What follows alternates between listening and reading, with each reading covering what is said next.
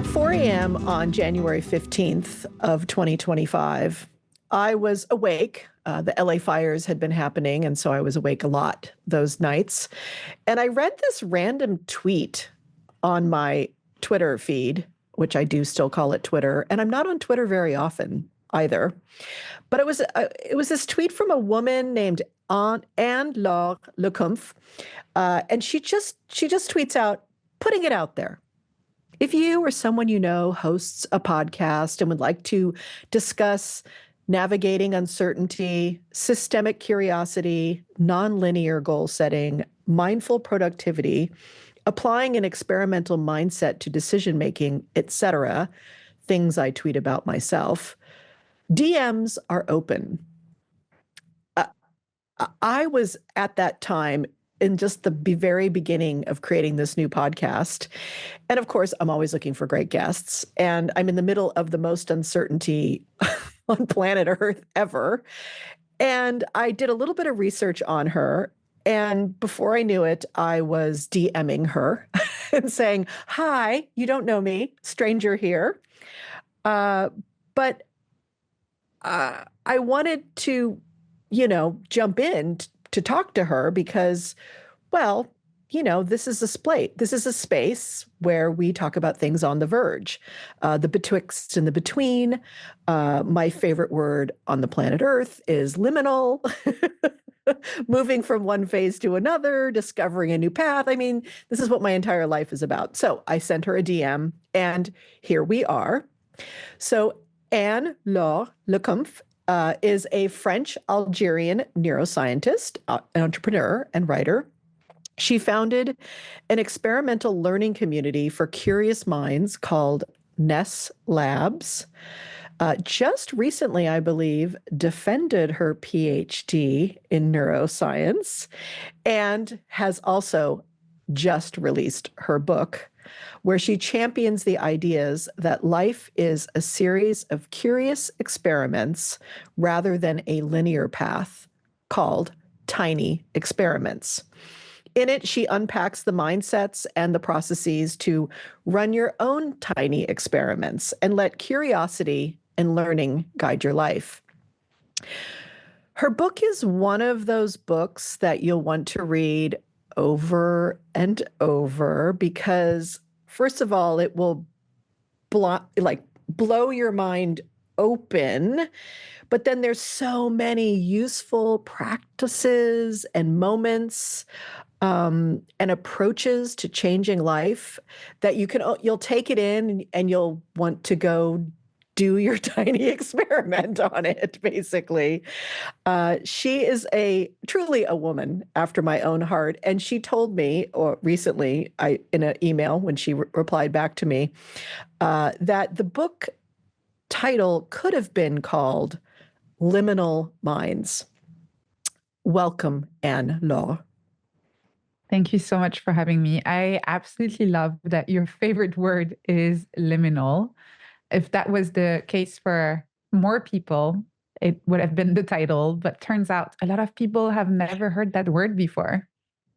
I feel like I'm on a mission to make it a part of every single human's vocabulary, because if we were able to really understand that concept and trust ourselves to live into it more, the planet would be a very different place, I often think. Oh, absolutely. And a lot of people who discover the word, their reaction is, where has that word been all this time? It describes so many of my experiences. Yeah, because we don't live in any sort of, this participatory knowing that we have is fine with liminal, is fine with being in the flow or in the moment. It doesn't have a beginning, middle, and end. It's just a series of images, experiences, feelings, urges, right? And we're always in some way in a liminal moment, no matter what we're doing. Absolutely. That was actually the inspiration for the book. I wanted to write about how do we become more comfortable in those liminal spaces, because they make up most of our lives, most of our work, most of our experiences. And so how can we embrace those transitions, however uncomfortable, instead of trying to escape them as quickly as possible? Yeah, absolutely. And so I would love to start with your story in particular.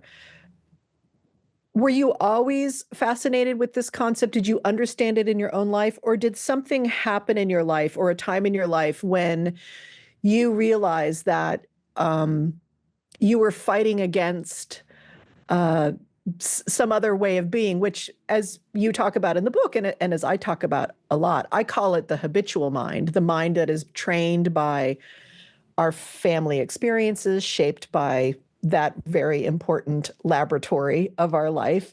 And then, of course, also the constraints and the narratives that our culture puts on us through, there's a certain way to do A, B, C, D, and E. And certainly the concept of success is very controlled by our habitual mind, by this one, the conditioned mind, you could also call it. So is there some way in which you came up against that and started getting curious about this, or has this always been a space you've been easily have been able to live into? As a child, I was very curious in a very embodied way, but that's the case for most children. This is how we learn, this is how we explore, this is how we grow. We try things, we make mistakes, we fail, we learn from that process. And this is how we discover what works, what doesn't work, what we like, what we don't like, what we want less of, what we want more of. But then our system is designed in a way that encourages looking like we're the expert, looking like we know what we're doing, and looking like we know where we're going. And because of that, I started internalizing those scripts that we all follow as a society, those scripts of what success is supposed to look like. And so I did my best to be successful in school. Then I did my best to be successful at work. I got a good job at Google, and I actually really liked my job at the time. I was working with a great team on very interesting projects. I really believed in the mission I was working on. But I hadn't realized how linear my thinking had become when it comes to what is possible to accomplish in life. The mental model of success that I had was the one of a ladder that you climb. So I was constantly thinking about what is the next rudder of on that ladder of success. How can I get that next promotion? How can I get to work on that next project? How can I be recognized for my efforts and for the work that I'm producing? And for me, it unfortunately took a health scare to have a wake up moment where I had a blood clot in my arm. And at the hospital, when the doctors told me that I needed surgery straight away because it was threatening to travel to my lungs, I saw myself say, wait a second, I need to check my calendar, which is completely crazy, to make sure that I would not schedule the surgery at a time that would disrupt any of the product launches I was working on. Mm. And you have this almost like out of body experience where you see yourself do something completely absurd, which makes you question all of your priorities in life. And this was really what triggered for me this reconnection, this unlearning and relearning of being comfortable in the liminal, letting go of this ladder, those linear goals, and this illusion of certainty that I had developed over time. It's so interesting because I grew up with in a time, 60s and 70s, when kind of people were really breaking free from this thing, right? They were offering different ways to be in the world. They were rebelling against the very staid traditional 1950s. And I mean, I even had parents who were very counterculture and everything like that. And what's so tricky is that even with that, and even with my dad's his path as an artist, he basically experimented and didn't go the route. He dropped out of school in the ninth grade, basically.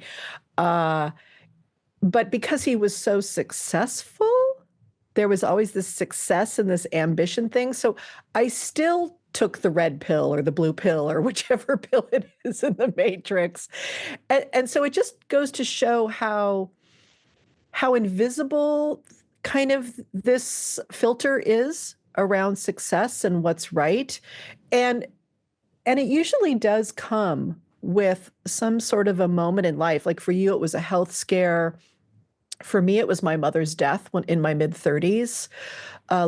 There's usually something that kind of wakes you up for a moment. And if you're lucky, you get to have that transcendent moment where you can look at your life. And I think absurd is such an interesting quality to say about that, because you almost do have to be able to look at it and go like, wow, this person's crazy.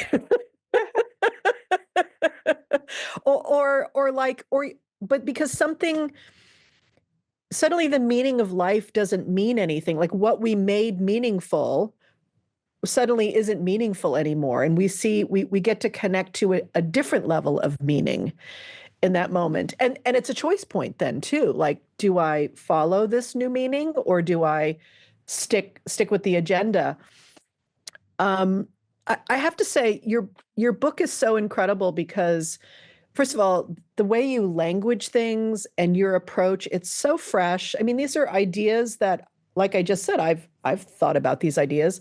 I was a 20-something who never really landed anywhere. I dropped out of college. I went back late. I always knew I was an artist. I knew I never wanted to be on the road or the ladder like you talk about. But at the same time, markers of success or always comparing myself to others has been such a constant in my life. And there's something about the way you write that really challenges my perfectionism, challenges. I think the biggest gift you gave me was I realize how much I'm actually run by goals, even though I pretend, I guess, not to be. um, and also, you talk a bit at the end of the book about legacy and how it's not the thing to focus on. And having a dad that's got a big legacy, for me, I think since I was 10, I've always thought about my legacy on some level, but really showing me what a trap all of this thinking is. And so the book really excites me. And of course, it scares me too, because it scares the part of me that doesn't trust or know how to trust yet that other space that you're really, really inviting us into. And so I would just love to know a little bit about how you work with yourself. I mean, obviously the book is all about this, but this anxiety piece, this anxiety about giving up this, what feels like such a safe, warm ladder to cling to. and Yeah, I really. how do you help people through that or help yourself through that as you, and we can talk a little bit about the tiny experiments here too. Like, obviously there's a process here, but there's that anxiety piece that is so intense around it too. Yeah, everything you just said resonates so much with me. I'm also constantly tempted by any ladder that you put in front of me. Good to I know. will want to climb it. And it's and exactly what you just said, good to know. That's basically the important piece, because in my work, I don't tell people, don't feel these things, don't have these responses. They're very, very natural. As human beings, we want to belong. We want to feel like we are being recognized as valuable members of society. We want people to think that if we were not here, something would be missing. And the shortcut that we tend to take is to chase all of those forms of external recognition and validation, which kind of give us this sense of safety because we feel like, surely with everything I've accomplished, I'm needed, which makes sense from an evolutionary perspective because in the past, being rejected from the tribe meant death. right? And our brains haven't really changed that much. And so we don't want to die. We want to belong. We want to be part of the tribe. We want to feel like we're accepted. And so I still to this day experience this. I'm experiencing this right now. I finished my PhD. I published a book. You could say she's done, right? But there's always something more that you could do. And so now, for example, I have people around me who have been approached to turn books into documentaries. And is that a ladder that I want to climb? Why do I want to do this? Is that because I want more recognition, or is it because I'm actually curious about it? And so that's the point. Good to know. Good to know that I have this tendency to want to climb those ladders, and good to pay attention to the signals and be intentional about it. And so that's what I tell people in those situations. And I really wrote this book for people like us who are both very curious and very ambitious and quite self-aware already, that it's completely okay to have these responses. And what you can do, and this is what humans can do, is that we have this ability to observe our own thoughts, observe our own emotions, observe our own behaviors, and we can change them. So feel the feeling, have the thoughts, have the impulse, see it, observe it, and then you might want to change it. And that's where I think tiny experiments are such a useful tool, because instead of staying there overthinking, do I want to do this thing or not? Why do I want to do this thing? Is that because I'm following a script? Is it because I actually would like it? You can actually experiment with it. And instead of committing to this choice for the rest of your life, you can say, let me try the thing for 1 week, 2 weeks, 3 months. Let me collect my own data. Let me see how I feel about it. And when I'm done conducting the experiment, then I can decide, do I want to keep going? Do I want to tweak my approach, or do I want to stop because I actually don't like this thing that I thought I would like? Yeah. Let's talk a little bit about what a tiny experiment is. As I was reading your book, I jumped in right away, like before I got through some of it, right? And I'm sure people do that all the time with your work. Oh, I'm just going to jump right in. And so and so even the trickiness of designing it, right? So the hypothesis is, well, the first thing is observing your life, right? Becoming an anthropologist, which I wanted to be an anthropologist. I really did. Now it's my chance. And it's me. My field of study is me, which is so true. Uh, and so the first step is to start to observe your life and to take notes. You even say just for 24 hours, which it feels like it's like, oh, is that enough time? Will I get enough information if it's only 24 hours? Why do you suggest 24 hours? What is it about that window for you that's potent? 24 hours is really enough for you to be able to observe a lot of your patterns already. And I do recommend choosing a typical day. So typical Monday or Tuesday, a day where you go to work and where you spend time with the kind of people you normally spend time with. Shorter than that is definitely not enough, but longer than that, and then it just becomes long form journaling, not something that you can actually action and turn into an experiment. So the idea of having an experimental mindset and conducting your tiny experiments is really to replace the overthinking with actually doing the thing, trying it, and collecting your data. So that's why I really encourage people to limit that observation phase to 24 hours. And the reason why I call it self anthropology is because I really ask people to pretend that they are an anthropologist with their life, as you said, as their topic of study, which implies a few things. The first one is that you actually don't know anything about this culture that is your life. So you have to look at it with fresh eyes. And you don't know why in this culture they have these priorities, they care about these things, they communicate about in a certain way. And you take little notes, just observing these things for the very first time. And the second part of being an anthropologist is not having any judgment. You're just taking notes. You're doing field work, you're taking notes, you're not judging that culture for the way they behave or the way they think or the way they communicate. And this is really why 24 hours is enough. everybody I've worked with, and at this point, I've worked with hundreds, if not thousands of people through the Ness Labs community. They tell me that after 24 hours, when they observe their life like an anthropologist and they start questioning their assumptions, their routines, the way they've been doing things, the things they care about, they immediately notice at least 3 to 5 things where they've just been doing them in this way for months or for years, and they never question them. And so there's always at least the seed of one tiny experiment in 24 hours of observation. So it's that moment of curiosity and a noticing of where we're kind of unconsciously or unmindfully walking through some part of our life that is like the portal in. Then it sounds like that's the lean into that, and which then could lead you to a question about that, like, what if I did something different with that moment, or that approach, right? That hypothesis moment where we get to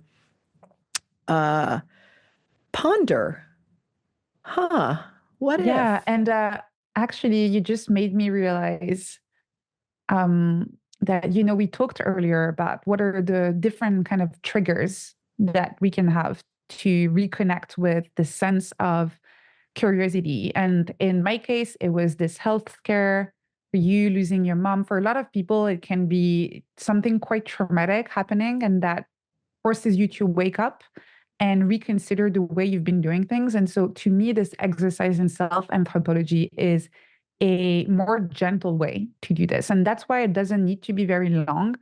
It's really about shifting your perspective and really looking at your life with fresh eyes just for a moment. Yeah, that metacognition you talk about, that witnessing stance, which is essential for this any kind of changing work in our lives. And yeah, I like that. I like that connection you just made, because that does help me too, even with the process, to see it as like, oh, it's a momentary, what they would say, glitch in the matrix, where you go, oh, look how I do that every day, or that thing, or look what happens, look what I'm feeling. Because my little tiny experiment has to do with, because I'm an entrepreneur, and not a comfortable entrepreneur. Entrepreneurship has been very uncomfortable for me. I'm raised by, counterculture people. So my relationship with capitalism is sketchy at best. It's the system we're in. I get it. And there's ways to bring value to people, obviously, and to exchange energy and value in that way. I get all those wonderful metaphors, but it still feels icky to me. And so the hypothesis I decided to base my little tiny experiment on is, if I were to go on Instagram every day between Monday and Friday and do a little live talk with people, what would that be like?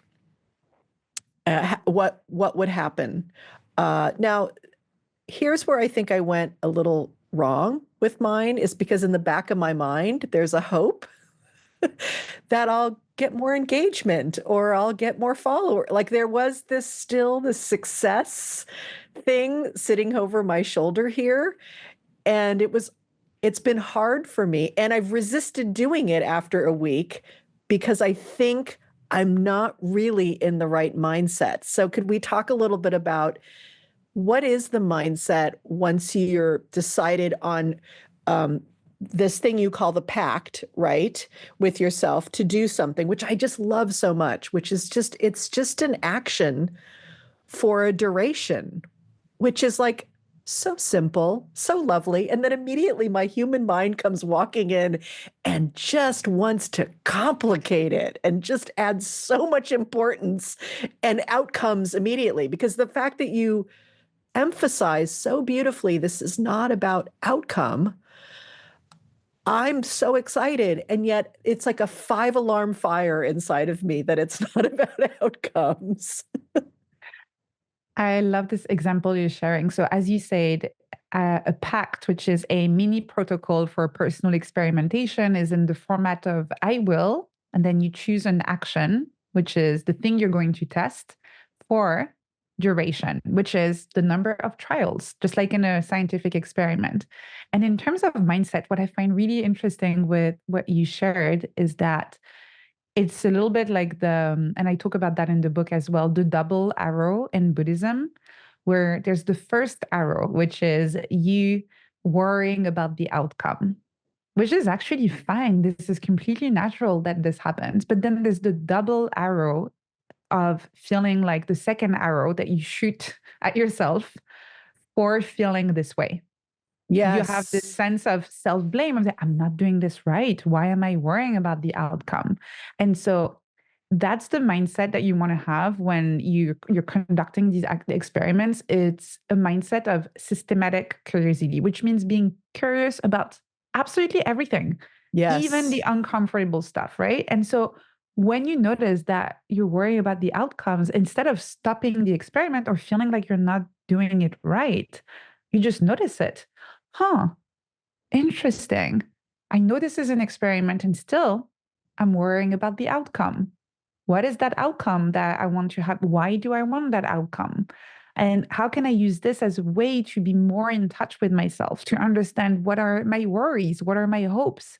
There's something really beautiful when we start observing these emotions in a way that is non judgmental. And when we keep on going with the experiment and we keep on collecting that data and we use the experiment as a way to unearth some of our fears, our worries, and our anxieties, instead of feeling like every time we feel these things, something is wrong. Mm, yeah, that's beautiful. So just still giving yourself just the word grace comes up for me when Mm. I hear how you're talking about this, that curiosity really is about opening a space of grace for ourselves and for others, of course. And so giving that grace to myself around this and to even just being able to sit with that is, yeah, I mean, what a gift to give ourselves whenever we give ourselves grace. And and really getting like this is the thing about curiosity is being open to new information. It really is that. So even with this, it's like, oh, I think I have an idea of why I want more followers or more engagement because I want to have more impact. I would like to make more money as an entrepreneur. Like there's all these reasons, but maybe just sitting with curiosity, maybe there's something else in me that wants to be met for the first time. Um, I also love, here's the other piece that I haven't quite done yet because I started my thing and then I got into the book and I was like, oh, there's more.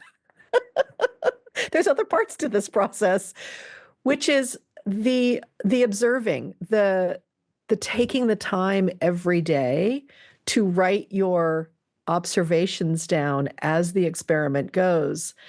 And I don't, for me, we all try like to move in a new direction in our life or try new things, but this stopping and witnessing again and just taking a few notes uh, is, I like intellectually, I get it.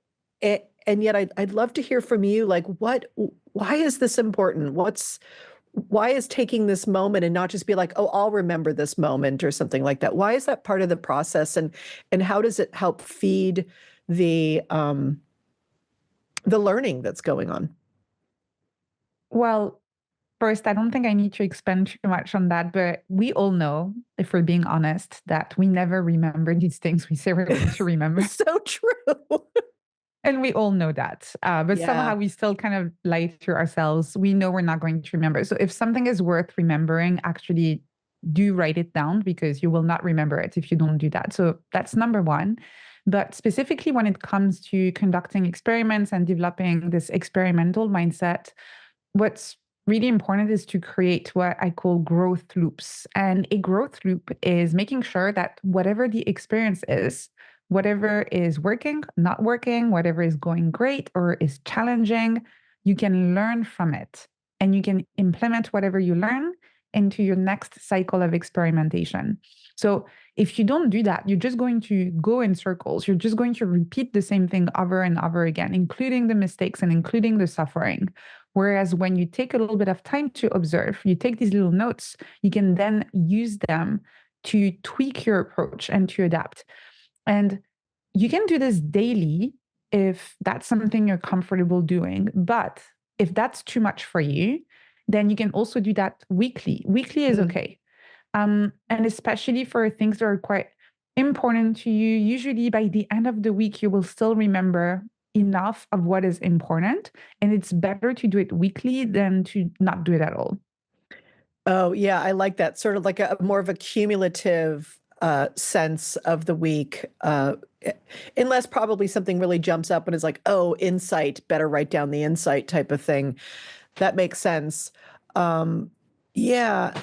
And so then let's say we come to the end of this experiment. Could, like you said, it could be a short thing. It could be longer, like 3 months. How does one sit with the data and the experience and without falling back into the original mindset, right? So we've learned some things along the way, and we've had an experience, and then comes walking in our old friend, achievement ladder, success, or whatever it is.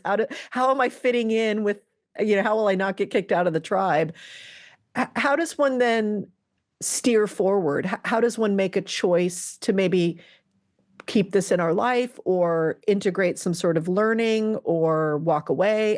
What kind of criteria do you use then?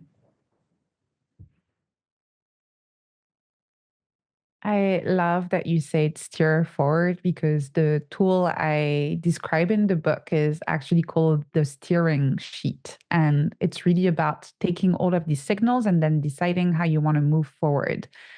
What's really important is to take into account both external signals of success and internal signals of success. So we're usually all pretty good at looking at external signals of success. But usually we ignore how we actually feel about the experiment. How did it feel to conduct the experiment? And I'm going to give you an example because I think that's helpful. So a few years ago, I don't know why, but everybody around me decided to become a YouTuber.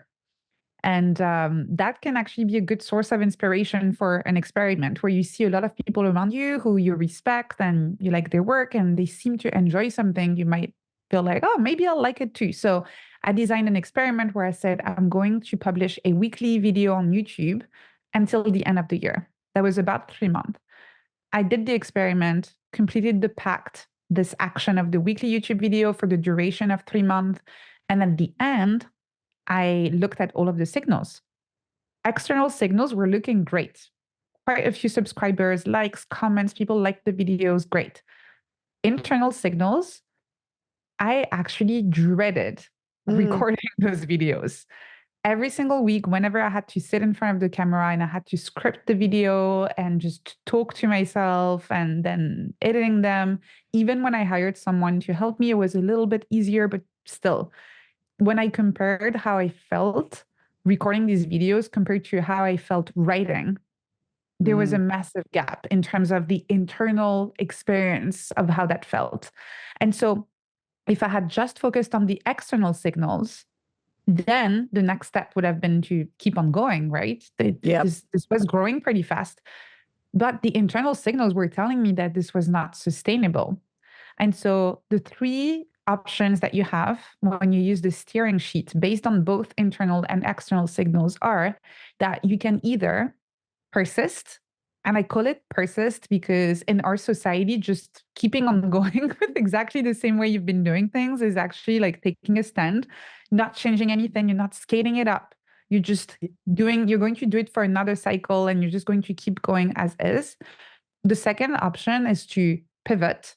And that means that you're going to keep on going, but maybe you want to tweak something.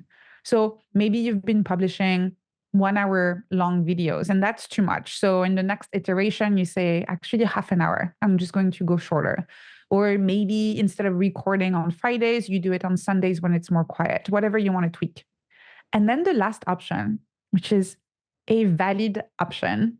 It's to pause, to just stop the experiment for now. You completed your pact.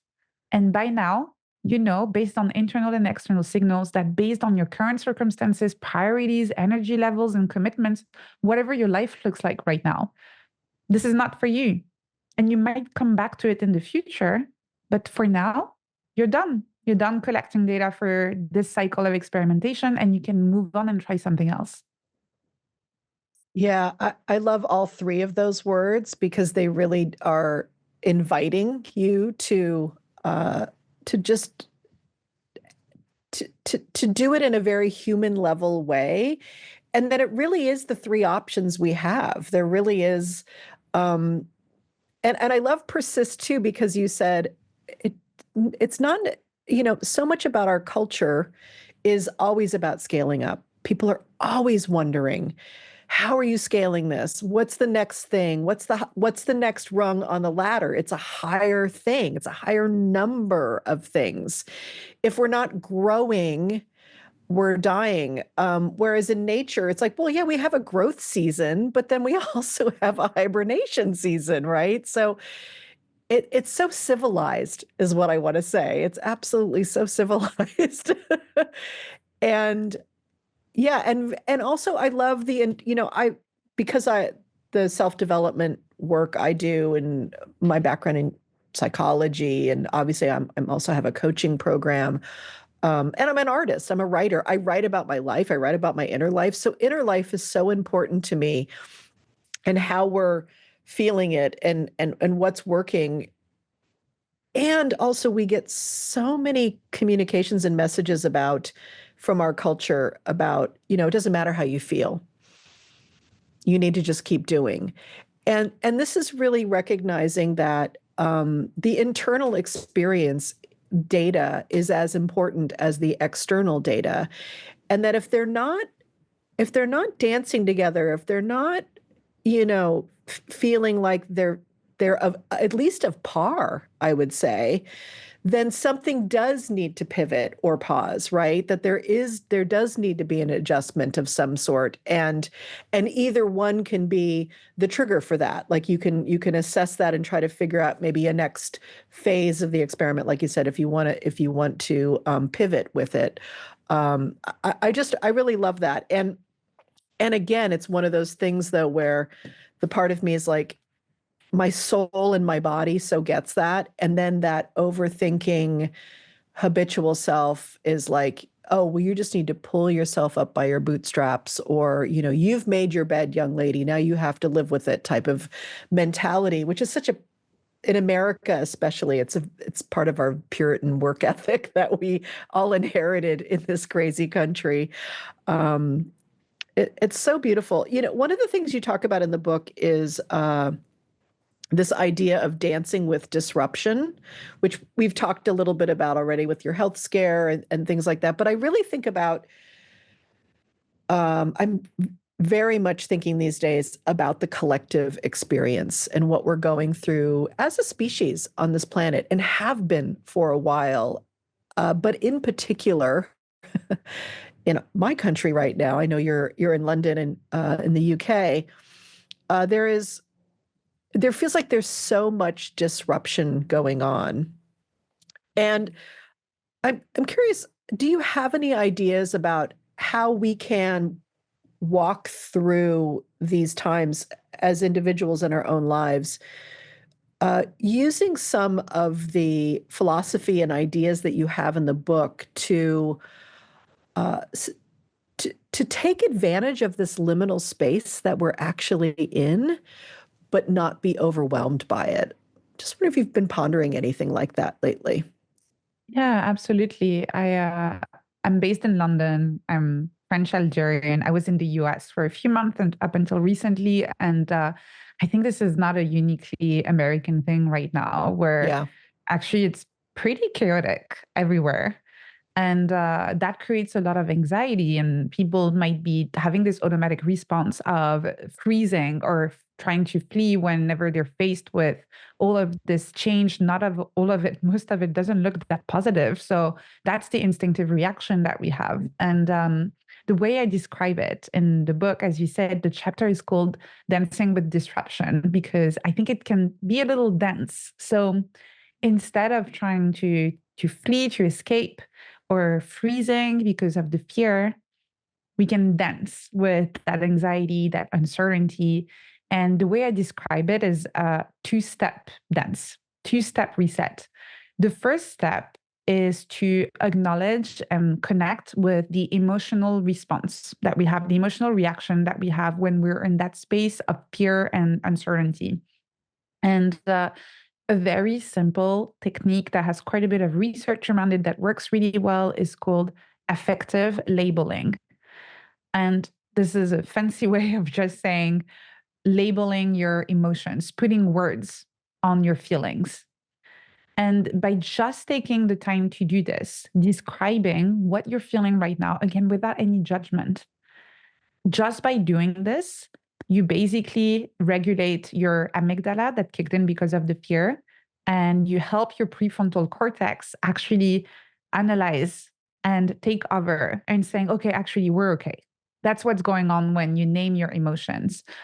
A study that I absolutely love and I refer to in the book is one that found that when you're not quite sure how to name your emotions, sometimes it can be a little bit difficult to know what is it exactly I'm feeling. It works as well to describe a landscape. So a storm over a mountain, or saying that there are dark clouds over a valley, or whatever it is. And you can describe your emotions as a landscape. And that's also going to help you make the most of this affective labeling that helps you regulate your emotions. That's the first step. Before you try to solve anything, just process the emotions. And then you can move on to the second step. Once you've processed the subjective experience, you can deal with the objective consequences. And in that case, that might be first, sometimes there's nothing to do really. And just acknowledging that there's nothing to do. This is scary. This is something that worries me, but there's really nothing that I can do. So I'm just processing the emotion, and that's it. And sometimes there is something you can do. But now that you have processed the emotion, you have a lot more mental space to actually think about ways you might be able to change whatever situation you're facing, contribute in a way that might make a difference, however small it is. But you can only do this, again, if you have the mental space to do so. So this is the two-step reset. First, processing the subjective experience, and then only once you've done that, you can focus on the objective consequences. Yeah. I it's so interesting because we live in such a heightened media state, and people who are on social media um, are constantly triggering their sympathetic nervous system over and over again. So there's no time or space to do that, pausing, removing, labeling, again, witnessing and labeling, right? Getting a little distance between us and the heightened experience that's happening, so that then we can stand back and bring some rational, calm, rational looking at it, which is what is it that I can do right now? And that's part of it too, is so much that's happening is, as I keep saying to people, is, well, I can't stop people at the head of the government doing anything right now. I voted, I did my part for that. I can do things like protest, I can sign things, I can put my money where my mouth is. There's a lot of things you can do. And what I've been telling people lately is that really the only thing we can do is to focus on, like you said, where we have an impact. And so much of where we have an impact has to do with the work we do in the world, you know, the work that we're here to do. And even thinking about that, I've been trying to have conversations with people about what is the impact you want to have, that if you were to start something now and focus on it in this year, knowing that you're gaining some momentum in that impact, you're building towards something, whatever that is. Wouldn't that be nice to know that in a year, 2 years, 5 years, that you were already on the journey of the very thing that you want to have an impact with on the world. And maybe that's really all we can do right now. And maybe that's the invitation of these times. Oh, absolutely. I have an entire chapter, which you mentioned, the last chapter of the book, which is about letting go of legacy and focusing on generativity. And the main difference is that when you focus on legacy, you focus on how you're going to be remembered after you're gone. Whereas when you focus on generativity, you focus on the impact you can have today, right now, on your local communities, with the people you share this planet Earth with in the present moment. And it makes it also a lot more actionable to decide what you might want to do, because instead of building this big legacy where you don't know where to start, and which frankly doesn't make a lot of sense, you're not even going to be here to enjoy it anymore. You can really focus on something that you can do today that might make a very small difference, but still a difference that you'll be able to see. And when people think about impact, and again, this is probably because of social media and the way we're all comparing our success to the success of others, we might immediately think about a big impact that has to impact millions of people, or it's not worth it. But you can have a very meaningful impact on your local community. You can have an impact through just one conversation with a stranger or with a friend, which is going to have a ripple effect on their own communities. And this is why I think it is a lot more generative to focus on running tiny experiments to figure out what it is you might be able to do that might help, with the knowing that not everything is going to work, not everything is going to have a big impact, but what you're doing is just trying. Oh. there there's such a beautiful relief.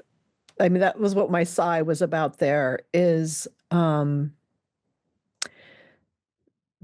the just trying, how that is actually enough.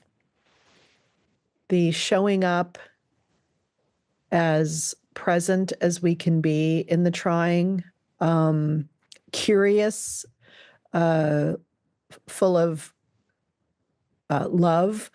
When I sent out a little skeet earlier today when I was on Blue Sky, or last night, about that I was going to interview you, I really see this book, Anne-Laure, as a book of self-love.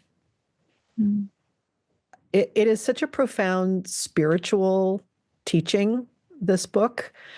And it's done, there's how-tos, and there's structure, and there's all this beautiful cognitive science and experimentation and scientific method and all this kind of stuff. But in the end, this willingness to be curious, to be open to what is emerging, what you're meeting in the moment, letting yourself be a learner, and not be someone who has to know the answer. For us, like I said at the very beginning, for us perfectionists in the world, it is like a warm, big mug of cocoa self-love that I feel like I'm drinking. And the practice of that, like even seeing these tiny experiments as like the spiritual practice of self-love every day, that just, whatever actionable thing you choose to do is a ritual. It's can be seen as a ritual in some ways. And really the cognitive science behind rituals and how important that is, to see it as this kind of temporary conversation with the complexity of life through ritual, a short-term ritual, to have a conversation. I wrote down the word rhizomic earlier when I was thinking about talking with you, because as a depth psychologist and someone who works with the imagination and the imaginal realm, and you mentioned metaphor earlier when we were talking about how to talk about your emotions, one way we talk about that is the rhizomic nature of knowing. There's so many ways we know. And I really see this practice that you've created and this way of being in the world is so rhizomic. And that really leads me to this other concept you have, which is learning in public. There's something so generative about that, and your community where people are learning in public, and outing yourself around learning too in public. Like, this is what I'm experimenting with. How do you see that? Not only the vulnerability around that, but how do you hold the benefit and the impact of making this a collective experience and not necessarily a private one? To me, this is, although I tell people this is optional, and if you're not comfortable learning in public yet, that is okay. But I think this is an integral part of making your experiments as generative as possible, not waiting until you're done collecting the data, not waiting until you feel like you have all of the answers, which you never do, not waiting like you feel like you're the expert, but instead really embracing the fact that you're a lifelong learner, a student of life, and that you're learning with other people. And so, if possible, and if people feel comfortable enough doing this, I highly, highly encourage them to learn in public. And by learning in public, I don't necessarily mean having a big social media platform. If there's at least one other human being who's aware of what you're experimenting with and who you're sharing what you're learning, your mistakes, your failures, what you're tweaking, your pivots, and all of that with them, that's learning in public. That means that there's at least one other person on earth who is benefiting from your experiments and who you're open and vulnerable with. So, this is why I think this is such an important practice.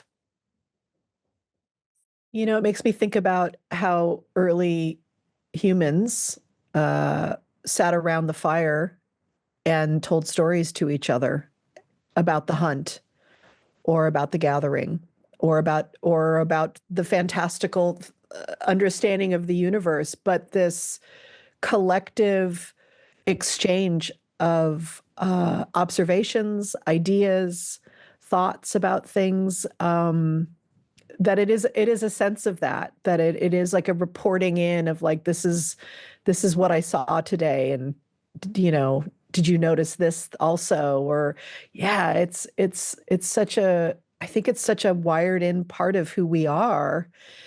And yet the other wiring part is, well, I also can't show my weaknesses or where I don't know, because that makes me vulnerable on some level too. But we are both of these things. They're both adaptive, right? These ways of being.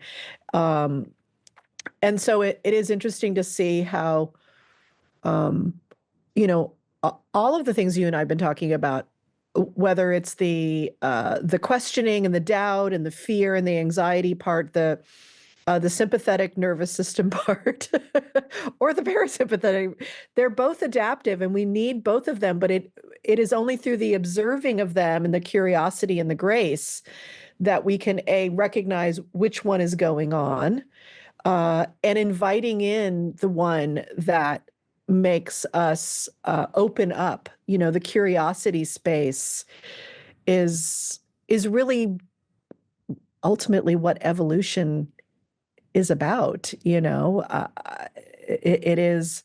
There's this thing that where did I write it down? Hold on. I just sent it out. I have it on a piece of paper here. Hold on a second. Not that one, Cal. Okay. This is this 3-part thing you wrote in the book. You say, are you following a past or discovering a path? Are you following the crowd or discovering a tribe? Are you following your passion or discovering your curiosity?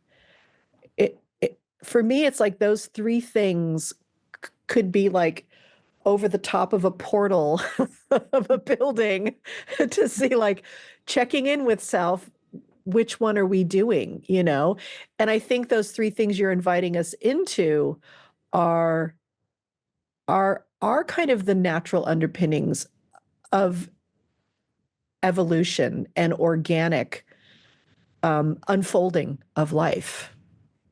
Yeah, and there is always going to be a tension here. And so that's why I wanted to include those questions in the book, because I think it's not about getting rid of the tension. Again, we talked about liminal spaces. It's not about getting rid of the liminal space, that tension between wanting to belong, but also wanting to figure out our own path. This tension between wanting to have narrative continuity in our story. We want to have a story that makes sense, but also we want to write new chapters. We want to explore, we want to try new things. There's always going to be a tension. This is what makes us humans. We're full of contradictions. But instead of trying to get rid of these, it's really about being able to sit in those liminal spaces, sit in the uncertainty, and seeing those spaces as a playground, a laboratory that offers a lot of opportunities for exploration and for self-discovery.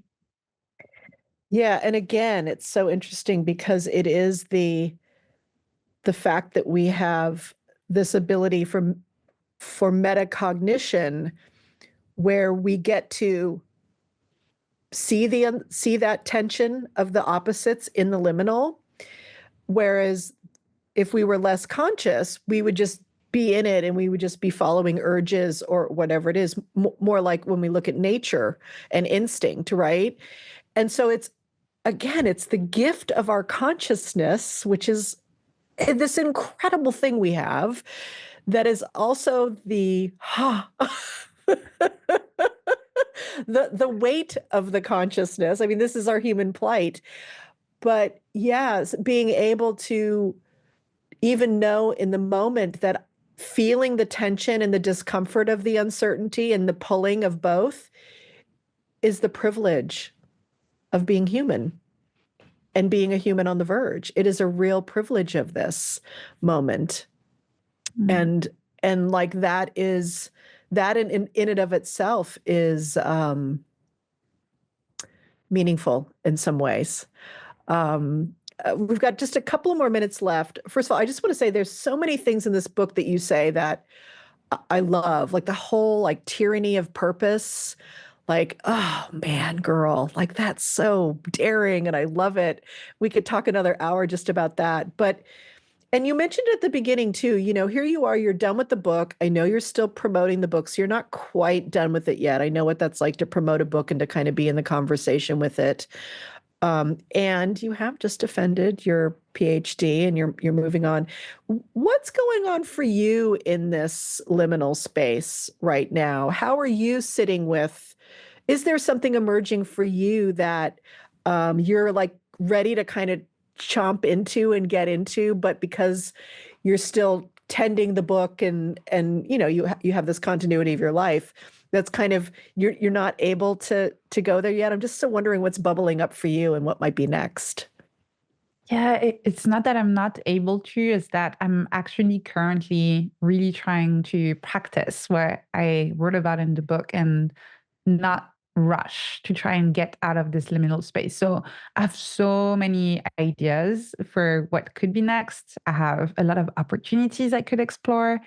And there's a temptation to just pick something and go with it. And it's a lot more comfortable, obviously, when we have a project to work on and we kind of know how to spend our time, our energy, and our attention. So for me, the big challenge right now is to not do any of these things. And so I'm spending a lot of time journaling. I'm taking a little bit of time off later this month.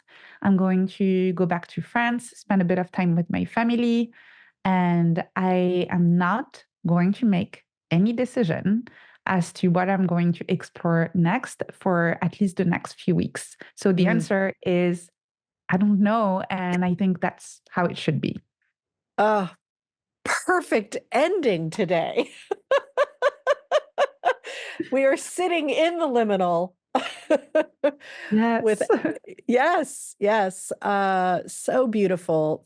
thank you so very much for your curiosity and your sharing it with the world and your beautiful mind and the way you've brought it to all of us and the big permission you give all of us to live into this time.